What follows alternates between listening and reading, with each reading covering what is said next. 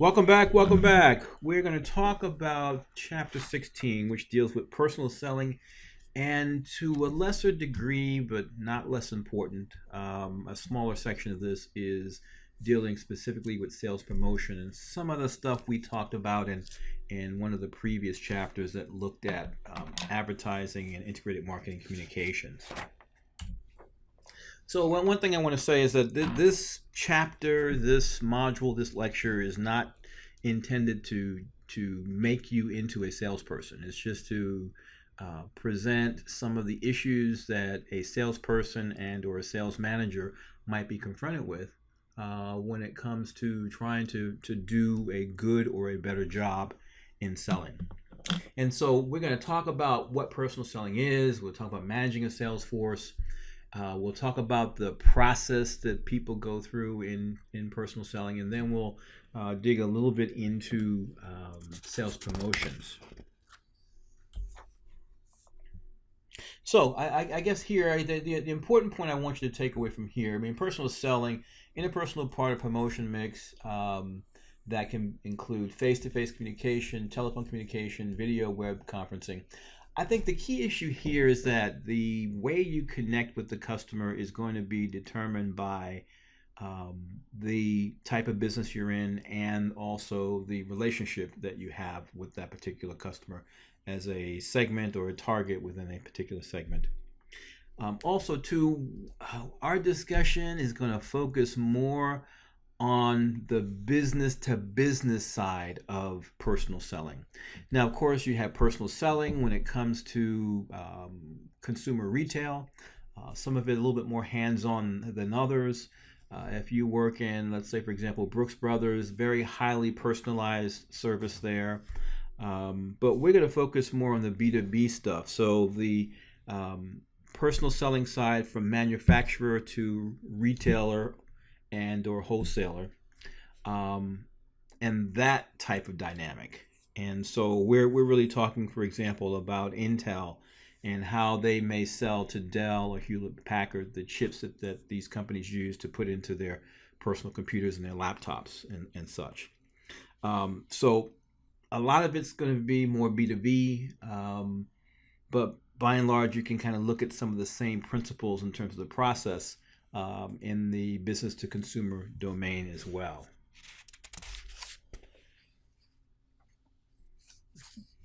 So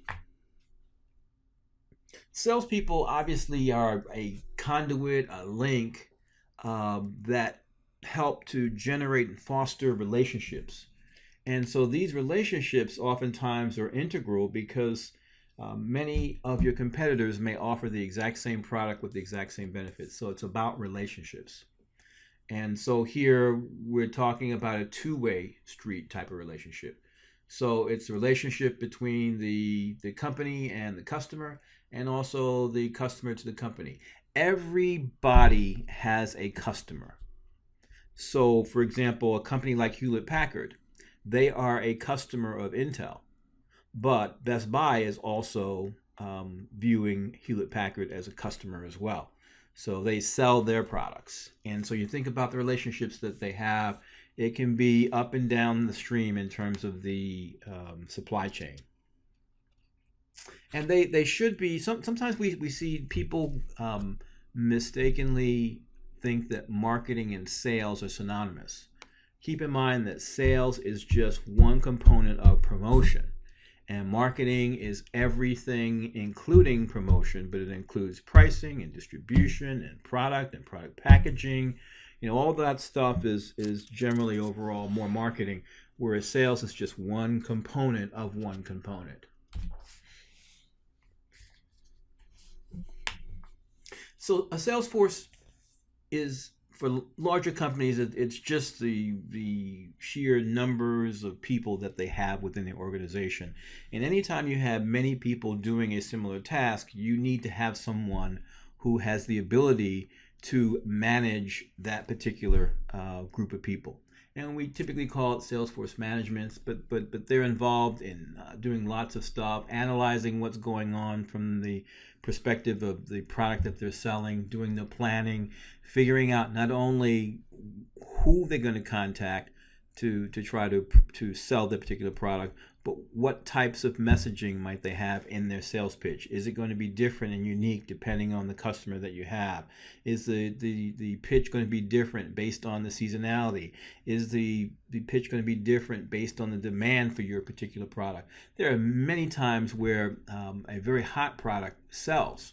It sells itself, as they would say. And so these salespeople oftentimes become order takers.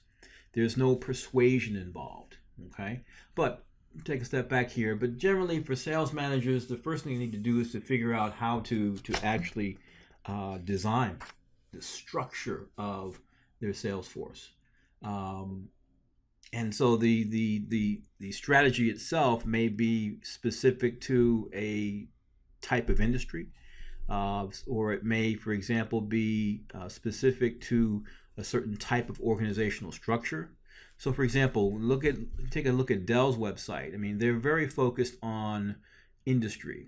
So they will have small business, medium-sized businesses, and large corporate businesses. And then they also have a separate sales department or unit that focuses on nonprofit, and then a separate one for governmental customers or clients. So again, it depends on how the industry is structured for your particular type of company and the products that you sell. They also get involved in recruiting the proper people, the salespeople who they want to actually go and engage with customers, provide adequate training for them, compensating them in a way that motivates them to continue to do a great job, and then supervising them to make sure that they're hitting their goals. Oftentimes you do have quotas and you have limits where you're expected to hit certain marks, and they keep an eye on them and kind of coach them up when they're not doing so well, especially if they're getting paid based on commission. And I worked in sales for about 2 years in financial services sales.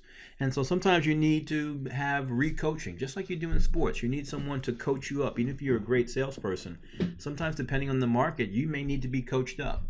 And at the end of the day, they also have to evaluate, critique, find a way or a solution to sometimes overcome certain obstacles with customers.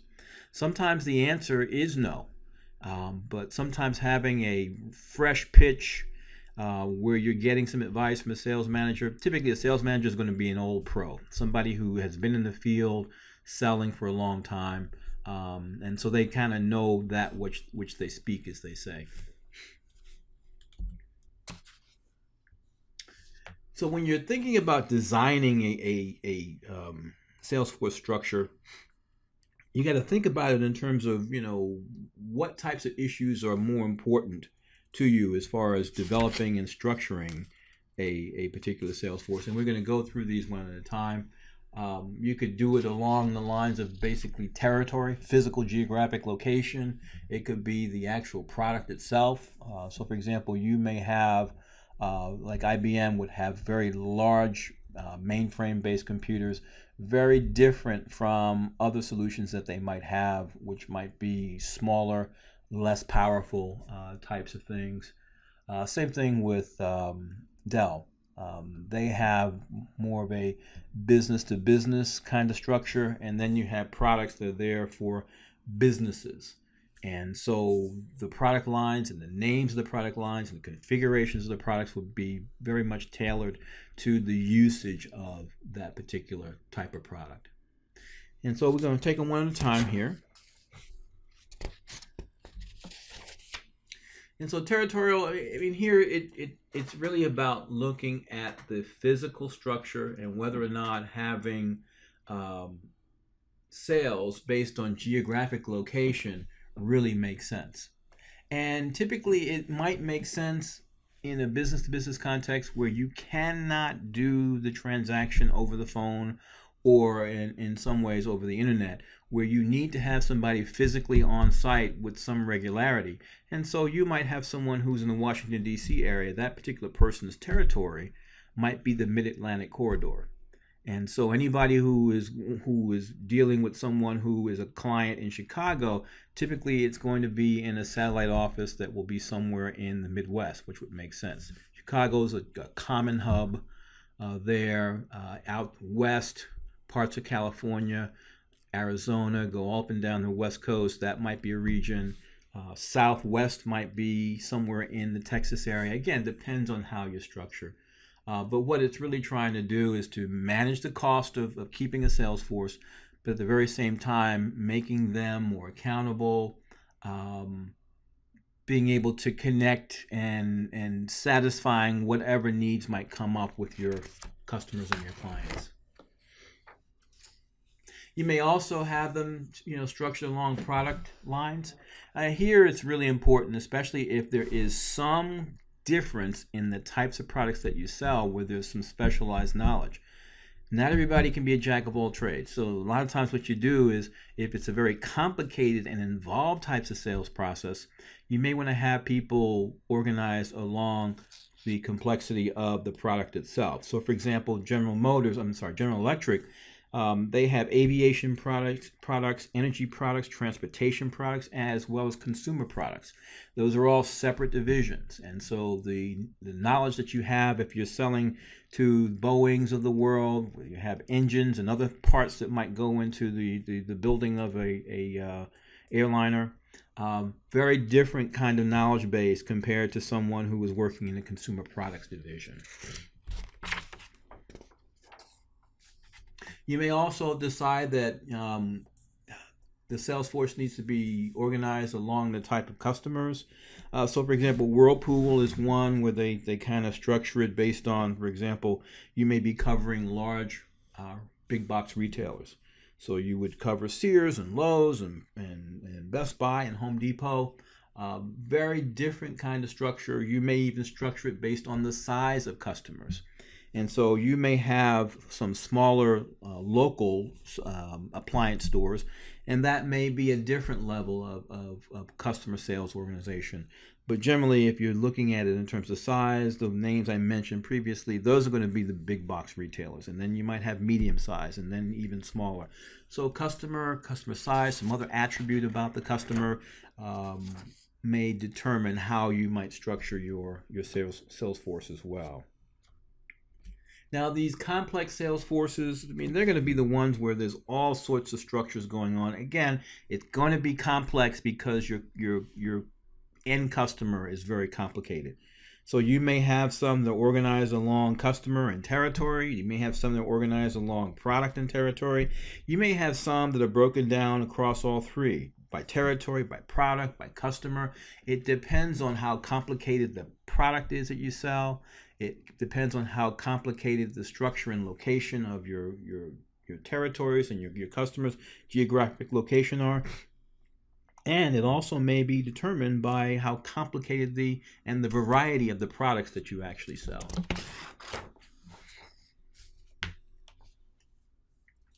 And sales force size, I think that is something that every sales manager has to deal with because they're compensated based on commission. Salespeople come and go and they take their business with them to other places. But the main objective for a manager is making sure that you have adequate coverage to cover your existing customers and also have a little bit of room there to do prospecting, to kind of grow the business.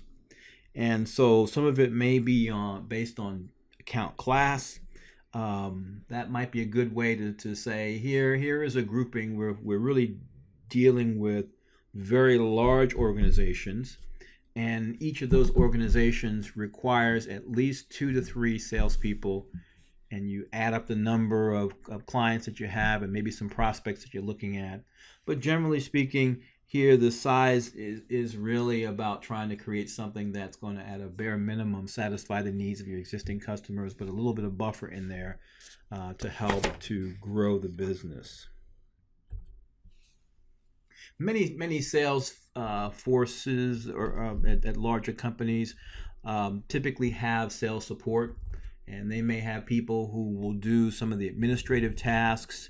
They may do some of the what I would call the busy work, writing up and doing presentations and things of that nature to actually go and actually sell to a potential prospect. They may deal with customer service issues on the phone and then the salesperson really only deals at the very highest level. So if someone has a problem with an order, that might go to a technical person or a sales assistant who can handle it. Whereas the salesperson, they're really responsible for managing the overall relationship.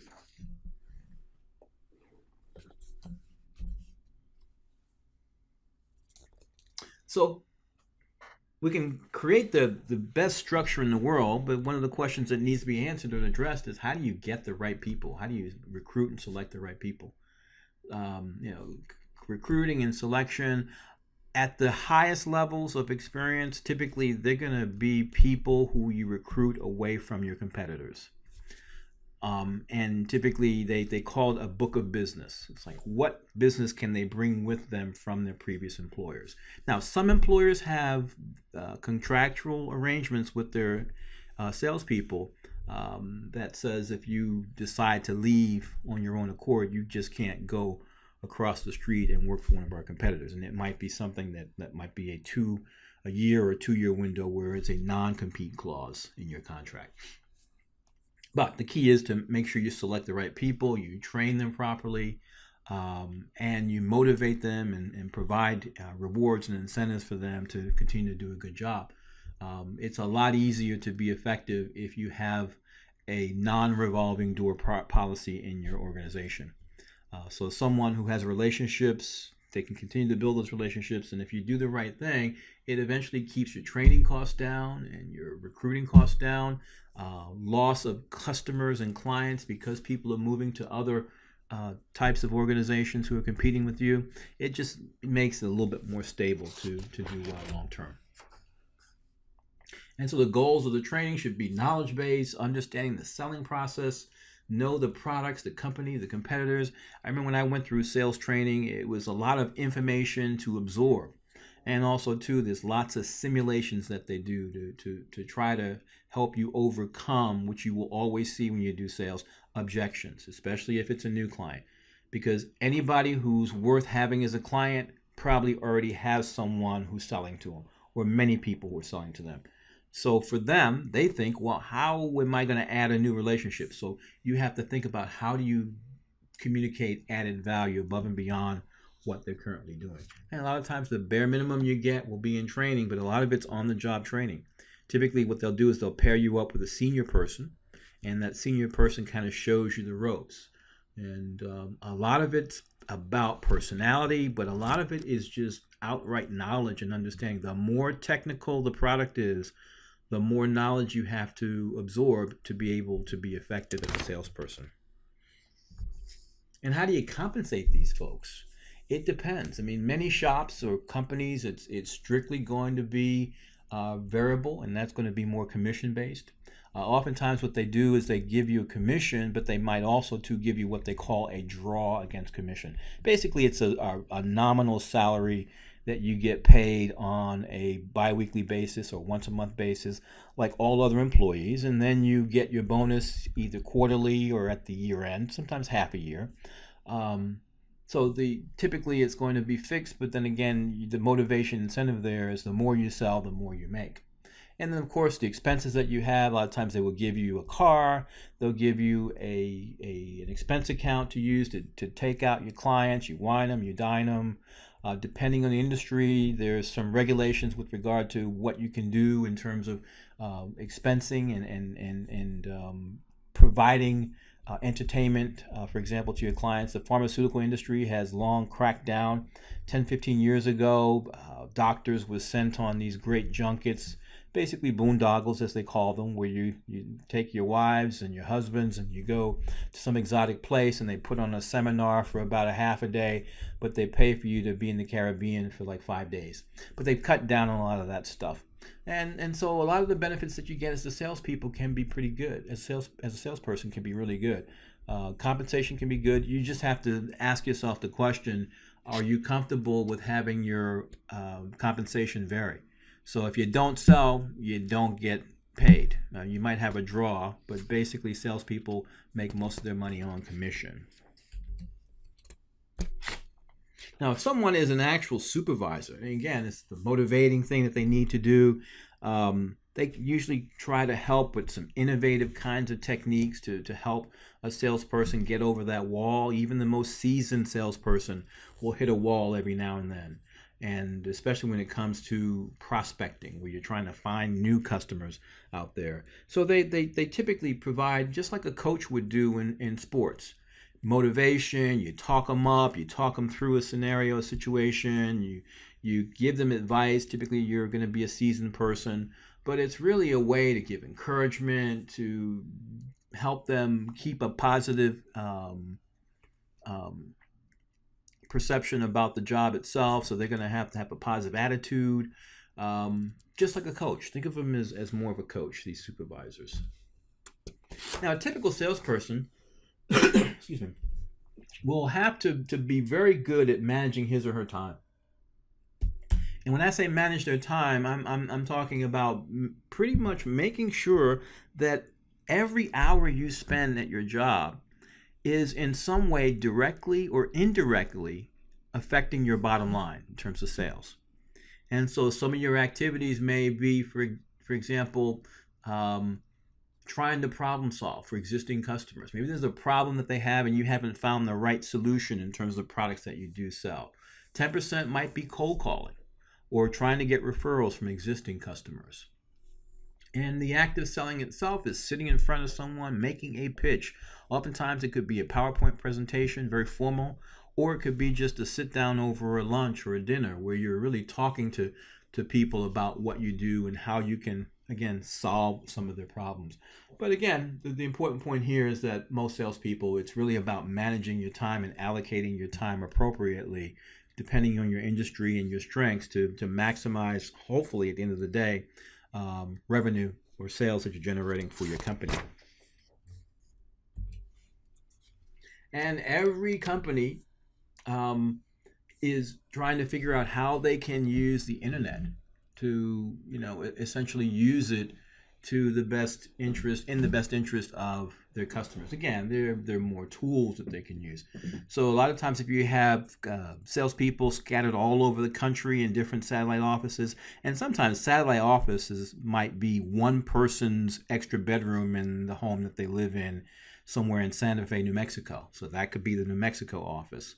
So the internet has really made it easier to use things like GoToMeeting and some of the other technologies, Adobe Connect and some of the others that allow you to have video conferencing at a relatively inexpensive cost. You can conduct training over the internet, as well as have live sales presentations. You can also service your accounts as well. And so you do, in the same way you can interact with people in the home office, you can also interact with your clients over the internet as well. Again, trying to be more efficient in using your time.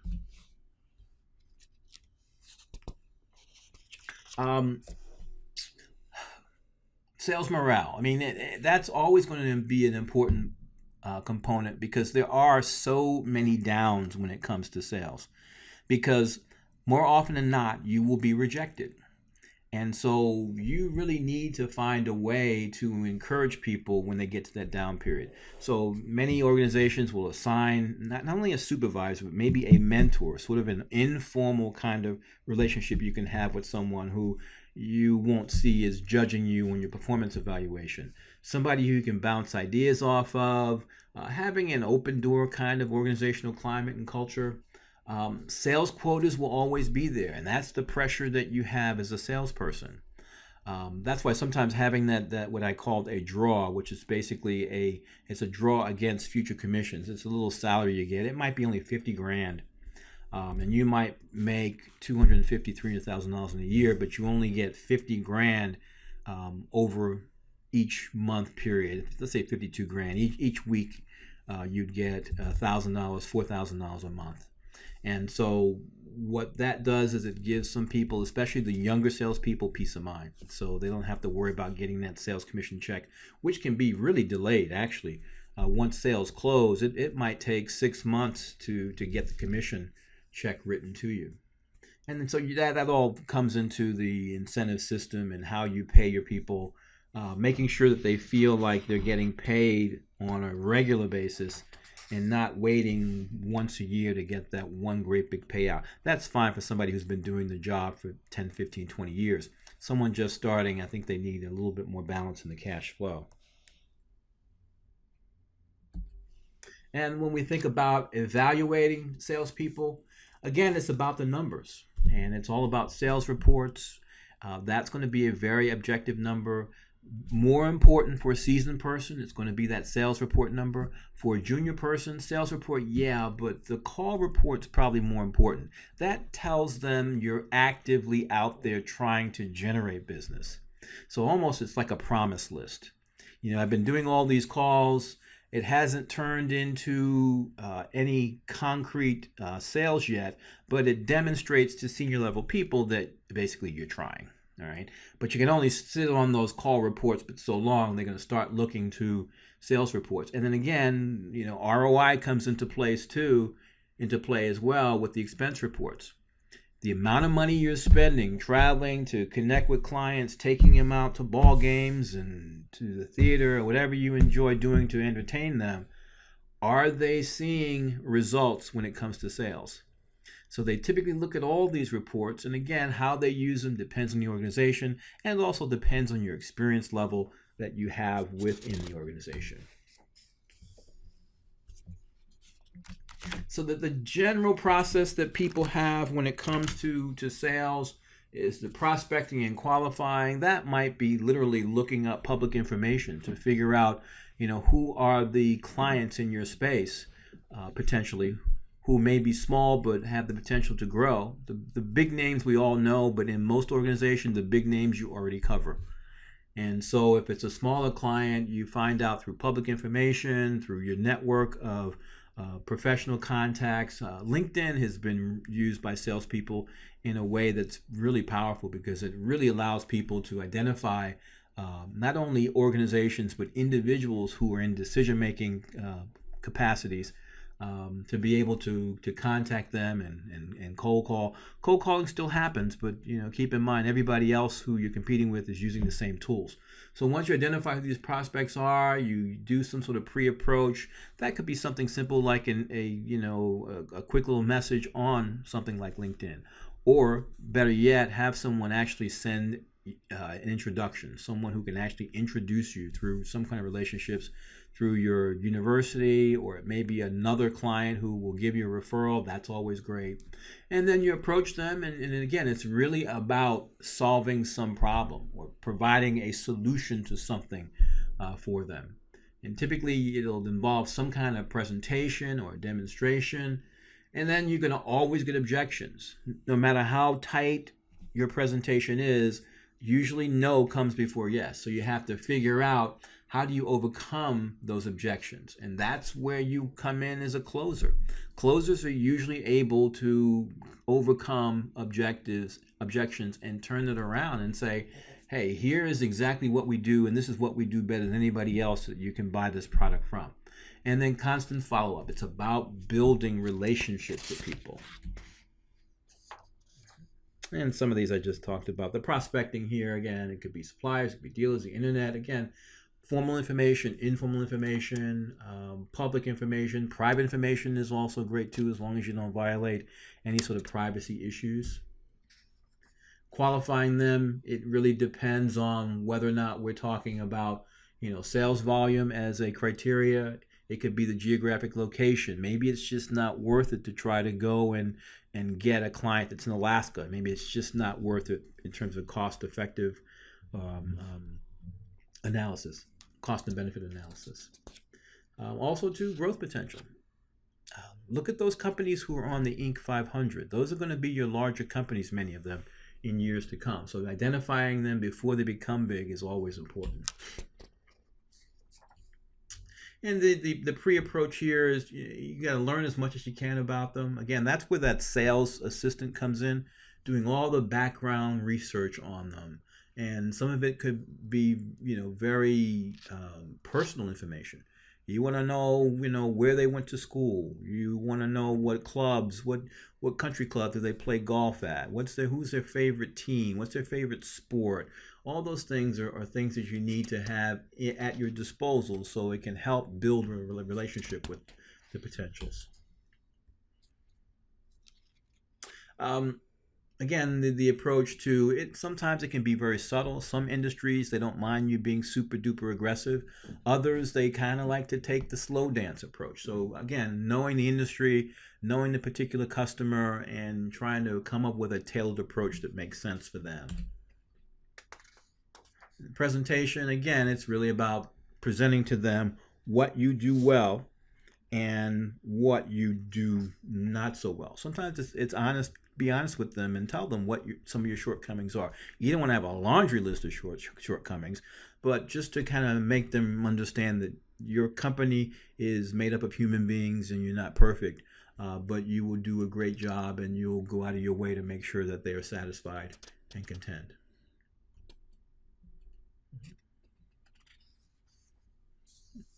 Here are just some examples of some traits that are typically considered to be bad versus good. Again, you got to tailor it based on the industry, the culture of your organization, but generally pushy's not good. Being late on a delivery, even if it's not just delivery of the physical product that you're selling, but if you're going to get them a quote and you tell them you're going to give them the quote in 24 hours, make sure it's 24 hours. Don't make it 48 or 72 hours, because starting that out makes them believe that you're not reliable. You don't want to be deceitful, disorganized, unprepared. You don't want to talk negatively about any other clients or customers. You don't want to talk negatively about your competitors. Again, be positive. Be a good listener. Somebody who's empathetic. You want them to know that you really, truly understand what their needs are, and you're going to try to make them look good within their organization. And so always follow up, be dependable, follow through. I mean, all the great things that we all know in relationships and building relationships, you want to do that multiplied by 2 or 3. So how do you handle objections? Sometimes it's a matter of clarification. Sometimes they may not get it the first time you explain it to them. Sometimes it's persuasive. I mean, sometimes you just may need to really come up with a better way to say it so it sounds more convincing than maybe the first time that you tried it. Something that's logical, something that makes sense, but oftentimes it's the simple things that need to be clarified. And so just make sure you kind of realize that it's not always a very complicated thing that people are objecting to. And so the closing part, when everybody loves a closer. And so sometimes to be a good closer is really sometimes asking for the order. And so many salespeople, oftentimes they don't ask for the order. And you have to do it in a way that's tactful. So you might say something along the lines of, so how can we write this next order to enable you to do X, Y, and Z for your customers? So basically it's saying, how can we sign this order here so you can do better for your clients? So put the positive spin on it. And follow up. You always need to follow up and make sure that, whatever your word is bond. If you say you're going to follow up, you follow up. If you cannot follow up, make sure you have someone who will follow up on your behalf, somebody who you trust. But don't leave it out there up in the air where they think you disappeared.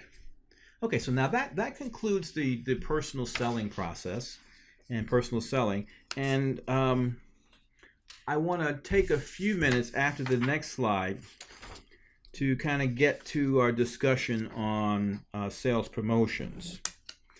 But before we do that, again, just to kind of sum up, again, the long-term goal is to build relationships.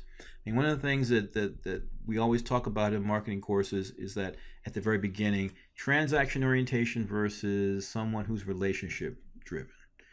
Transaction people are there to get the deal, to get the next sale, and they're not there to build a relationship. The goal is always to build relationships, and that's what personal selling does. So in terms of promotions, let's just take this relatively quickly. Some of the stuff we've already gone over. Sales promotions, general category. The main types of sales promotions are going to be consumer versus trade promotions. Consumer promotions are going to be the ones that we're all familiar with. Rebates, coupons, those are all directed to consumers and users. Trade promotions are promotions that are given by manufacturers to people in the retail in the channel distribution. So that could be your retailers, your Walmarts, and your Targets. And then the hope then is that those trade promotions are then pushed down to the end consumer, and that could be in the form of some sale that a particular store is running by using the loyalty card that they scan at the register. You get those benefits. They come from the manufacturer. And we call them trade promotions because they get to the end user and consumer, but through the trade or the retailer. Versus consumer promotions, these are promotions that they send directly to consumers. Samples, they send us in the mail. Coupons, they send in the mail. Those are all direct communication to us as consumers. And sales promotions, again, one of the main contrasts is between promotions and advertising. Very effective generating revenue in the short term versus advertising. It takes a while. Okay, so product managers are always under pressure to increase sales, and so if they're trying to increase sales, it's usually not increase sales over the next 2 or 3 years. It's increase sales in the next quarter. So they kind of feel the pressure because of the competition that they have for their brand, and they have to differentiate their brand from the competitors. And also, too, advertising, generally, there's so much advertising going on. And so you have to, as a brand manager, figure out what's the most cost-effective way to generate sales in my category, but at the very same time, manage the brand for the long term.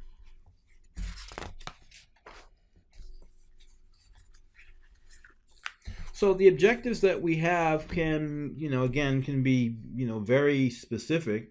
It could be something where we're trying to get people to buy products in the very short term. Maybe they are products that are approaching expiration date, and you don't want to have to take a write-off of those. So you have a coupon where they can actually get a certain dollar amount off of the product, or you may run some kind of buy one, get one free kind of promotion. In any event, the objective might be to get rid of inventory. Maybe you're coming out with a new model of your particular product, and rather than taking a write-off of that or having the old model, for example, the iPhone, in the marketplace at the exact same time as the new model, you tend to run some type of promotion, consumer promotion or trade promotion, where you're basically trying to, as they would say, blow the product out of the stores and to get them in the hands of consumers.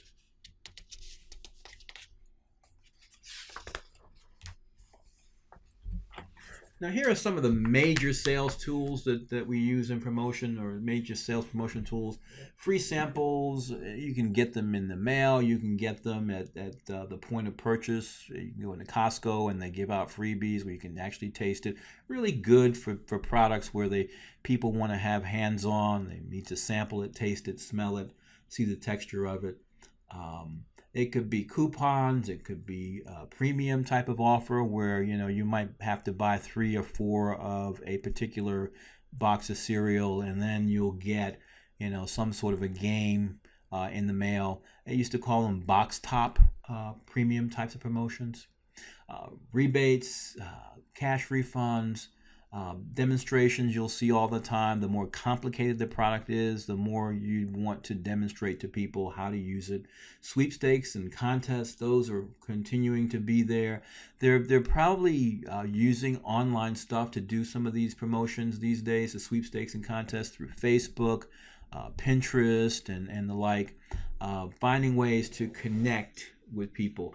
McDonald's, for example, has run its Monopoly game promotion, seems like every year for the last 25 years. Again, a very good way to have people anticipate what the next promotion is going to be, because it's with some regularity. It usually gives away some nice prizes, some food prizes, some financial prizes, but it's a great way to generate traffic into the McDonald's stores to get people to try new products, or maybe to buy more of that which they currently already buy.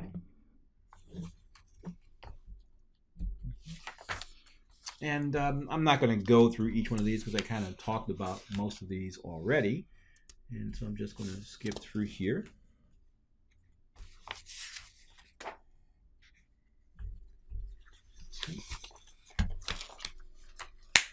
Now, some of the trade promotions typically are going to be, again, trade promotions are promotions that are done from the manufacturer and through the retailer. And so there could be discounts and allowances. There could be special advertising that they could do, especially if it's a national brand. Again, all to drive traffic to your store. So they're giving some incentives for you to do that. They could give you free goods. They could give you 10 cases for every 100 that you buy, essentially giving you 10% of the product for free. There are all sorts of trade promotions that can be done. But the key there is to figure out what works in your category and what works for your target market. And then a final couple of things here when we think about sales promotions. A lot of it is done through trade shows and conventions. Again, we're talking about promotions that are done from manufacturer to the retailer or someone else in the supply chain, not the end consumer. Again, getting people pumped up, energized about your product, and maybe you might even run some sales contests where you basically motivate salespeople and dealers. They do this a lot with automobiles, especially toward year end, where they provide incentives to the dealerships to kind of get some of those new models out the door before the new ones come out toward the end of the calendar year. Again, these are the wide variety of them that you can use, but it really depends on your organization, the resources that you have, what your competitors are doing, what your customers respond to, and maybe a few other things as well. And lastly, when you think about a sales promotion strategy, you got to think about the size of the incentive, what the cost will be, and again, cost benefit analysis, what kind of benefit you're going to get from the sales standpoint. Is it worth it to invest in it? What are the conditions for participation? Usually the legal people have to get involved in a big way, because when you're running a sweepstakes or a contest, all those things have to be spelled out with no ambiguity, so people know exactly what they need to do to be able to qualify for an entry. And then you have to figure out what's the length. Do you want to run it for a month, 2 months? Is it 6 months? Typically when they do that Monopoly game at McDonald's, usually that's going to run somewhere around 4 to 6 weeks. And they got a lot of buzz leading up to that, and it usually works pretty effectively. And then you have to have some sort of evaluation program. How do you know when your promotions are doing well? Again, the end result is going to be, it's got to be tied to the bottom line. Anyway, so that ends up the personal selling and sales promotion. And catch you on the other side.